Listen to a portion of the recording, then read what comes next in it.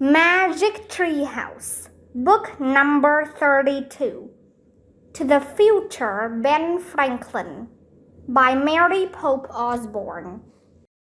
Chapter 7, Now's the Time. Jack took a deep breath. Now he fully understood their mission.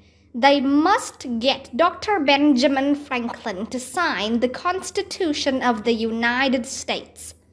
Morgan had written, "In old Philadelphia, a paper must be signed. Help Dr. Ben make up his mind." Jack looked at Annie to see if she understood. She nodded. "What is everyone arguing about?" Annie asked Ben. "Some want a strong central government," said Ben, "and others do not. Some are not even sure democracy can work. Can we trust our citizens to rule themselves? Do we need a king? Will the small states have the same power as the big states? My greatest concern, though, is slavery. We must end it, but I fear that will not happen now." "Oh, that's terrible," said Annie. "Indeed it is. On the other hand, there is a great need for a central government," said Ben. "We have no way to collect taxes. We have no way to select leaders." Ben took a deep breath. "I have almost lost hope, my friends. I fear we will never be one nation." "Really?" said Jack. "Never?" Ben shook his head. "I just do not see how we can come to a fair agreement." He sighed, then yawned. He closed his eyes. In the next moment, his head fell to the side and he started to snore. "Oh man, this is serious," Jack whispered to Annie. "If he doesn't sign the Constitution, I'll bet others won't either. And without the Constitution, our country will never come together." "Let's look at Morgan's note," said Annie. Jack reached into his backpack and pulled out their rhyme. He read the last two stanzas. "Listen to his thoughts if his fears start to grow, and he loses all hope, there's a place he must go.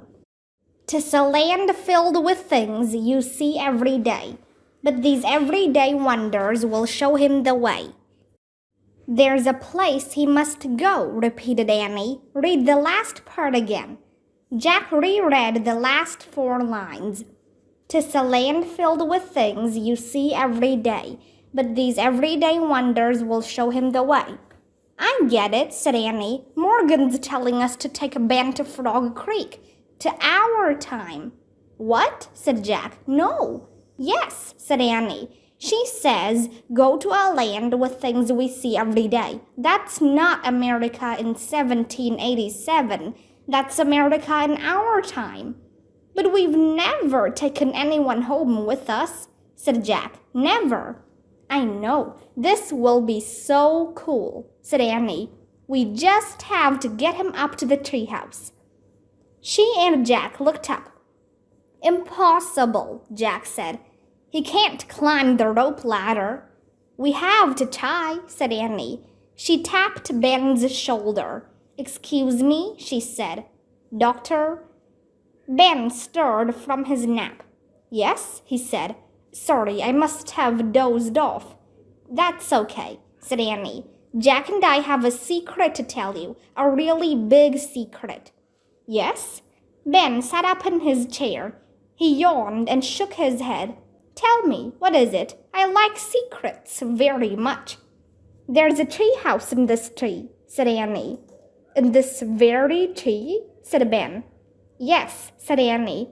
"But the big news is that it's magic. It can take you to the past or to the future." "Goodness, yes, of course it can," said Ben. He winked at them. "I play games like this with my grandchildren." This isn't a game," said Jack. "It's real." "Real indeed," said Ben, nodding. His eyes twinkled.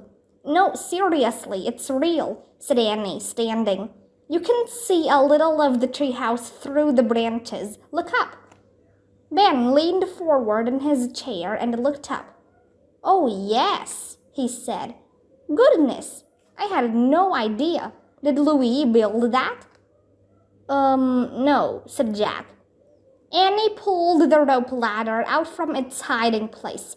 "So this is what we have to do," she said. "To get to the treehouse, we have to climb this ladder." "Oh my, do you know how old I am, child?" asked Ben. "You said you were 81, said Annie. "But no one is too old for a little bit of magic." "No, indeed," said Ben, smiling. "I'm definitely not too old for magic. Let's give it a try." He stood up and grabbed the rope ladder. "Go slowly and we'll hold it steady," said Jack. He and Annie held both sides of the ladder. Ben carefully climbed up through the mulberry tree and into the magic treehouse. "Oh my!" Ben called from above. Annie hurried after him. Jack grabbed Ben's walking stick and carried it up the ladder. Inside the treehouse, Ben looked amazed. "I had no idea this was here," he said. "How could I have missed it?" "You missed it because it wasn't here until this morning," said Jack. Annie picked up the Pennsylvania book. She found the picture of Frog Creek. "Ready to see the future?" she asked. Ben laughed. "Of course, I have always wanted to peek into the future." "How about 2019? said Annie. "Why not? That sounds delightful," said Ben. "You children have wondrous imaginations." "He still thinks we're playing a game," thought Jack. "We should probably do a better job of preparing him." "Okay, now's the time," said Annie. Wait, said Jack. He was starting to worry that traveling through time might give Ben a heart attack. Annie paid no attention. "I wish we could go there," she exclaimed. The wind started to blow. The treehouse started to spin. It spun faster and faster. Then everything was still. Absolutely still. Chapter 8. Run for your lives. It was still hot and muggy in the Frog Creek woods. Jack and Annie were wearing their own clothes again. Ben's clothes hadn't changed. He had on the same outfit he'd worn in old Philadelphia, from his white ruffled collar to his buckle shoes. What happened?" he asked Jack and Annie. He looked a bit dazed. "Where are we? What are you wearing?" "These are the clothes we wear in our time, in 2019, said Annie. "The treehouse brought you to our time and our hometown, Frog Creek, Pennsylvania." I don't understand," said Ben. He seemed to have difficulty breathing. "Try to relax," Annie said softly. "I promise you're safe." Ben closed his eyes. His breathing slowly returned to normal. "All right, I feel better now," he said. Ben reached out the window and plucked a leaf from a branch of the oak tree. "Well, this is real," he said. "But it is all very strange. I wonder what science would have to say about this." "I think we have to forget about science for now," said Jack. "Think of your journey to the future as a big mystery," said Annie. "A big mystery," Ben whispered. "Yes, there are many things science cannot explain. Time itself is a mystery." "Exactly," said Jack. "Time is a mystery." Ben shook his head. He looked troubled. Then he clapped his hands. "So be it. Time is a mystery." He grinned. "Show me my future country." "Okay," said Jack, relieved. "We'll go first and hold the ladder for you again." Jack and Annie hurried down the rope ladder. Annie carried Ben's walking stick under her arm. Then she and Jack held the ladder steady for Ben. Ben climbed down slowly. When he reached the ground, he looked around with amazement. "Ready to take a walk?" said Annie. Yes, said Ben. "Lead the way." Annie handed Ben his walking stick. Then they all started through the woods. As they walked, Ben smiled at the trees and birds. Maple, oak, beech, robin, wren, woodpecker, he said, no different from the ones at home. Jack stopped at the edge of the woods. Okay, some things outside the woods will be different, he said to Ben. I just want to warn you. Don't be afraid, said Annie. Oh, my dear, I have been all over the world, Ben said. I have lived in France and England. I have spent time with kings and queens. I even helped fight a revolution. I fear nothing. Great, let's go, said Jack. He and Annie led Ben out of the woods. What is that? Said Ben, startled. He pointed his walking stick at the road. Your roadway. It is smooth and black. It's paved with asphalt, said Jack. Ben stooped to feel the road. Oh my, so flat and clean, he said. Yeah, I guess, said Jack. He'd never thought much about a smoothly paved road, but at this moment it did seem special compared to the dirty, bumpy cobblestone streets in Ben's city.